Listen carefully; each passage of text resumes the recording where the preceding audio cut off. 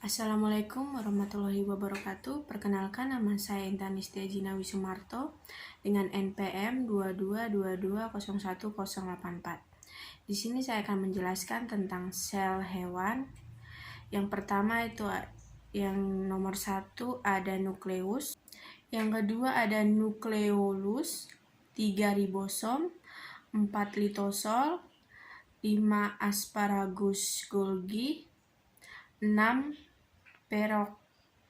peroksisom, 7 mitokondria, 8 retikulum endoplasma kasar, 9 membran plasma, 10 sentriol, 11 mikrotubulus, 12 lisosom, 13 sitoskeleton, dan 14 ada vakuo.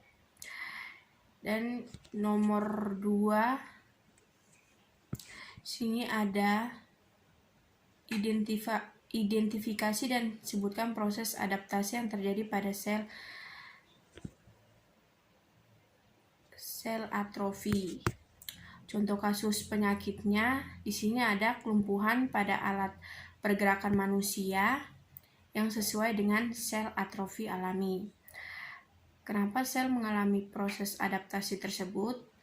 Karena sel mengalami adaptasi sel atrofi bermacam-macam, bisa karena kurangnya oksigen, gangguan nutrisi, hilangnya persyarafan, ataupun proses penuaan sehingga mengalami penyusutan pada kerja sel dan jaringan.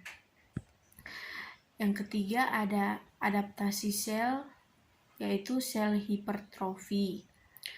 Contoh kasus penyakitnya yaitu penyakit dalam yang berbahaya seperti kelainan pada jantung akibat pembengkakan liver dan pembengkakan pada otot pada pekerja yang berlebihan.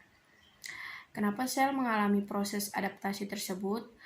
Karena karakteristik sel hipertrofi memiliki suatu respon adaptif yang terjadi apabila terdapat peningkatan beban kerja suatu sel yang dimana jika kebutuhan sel akan oksigen dan zat gizi meningkat, maka menyebabkan pembesaran sel yang mengakibatkan sel bertambahnya rangsangan hormon. Dan yang ketiga, yang keempat, ada sel hiperplasi. Hiperplasi contoh kasus penyakitnya yaitu penyakit kanker serviks disebabkan karena serviks uterus, kanker ovarium, dan kanker prostat yang sesuai dengan hiperplasi alami. Kenapa sel bisa mengalami proses adaptasi tersebut? Karena pembesaran jumlah sel dalam organ yang menyebabkan peningkatan fungsi organ yang berbentuk dari proliferasi dan diferensiasi. Dan yang terakhir ada sel displasia. Contoh kasus penyakitnya yaitu penyakit yang bisa ditularkan melalui hubungan seksual yang disebabkan oleh infeksi papilomavirus sehingga menyebabkan kanker serviks. Kenapa sel bisa mengalami proses adaptasi tersebut? Karena peningkatan sel yang tidak sesuai dengan tahapan sehingga menyebabkan tidak normal antara sel sehat dengan sel kanker serviks sehingga terjadi kelainan genetik. Sekian dari saya. Terima kasih. Waalaikumsalam warahmatullahi wabarakatuh.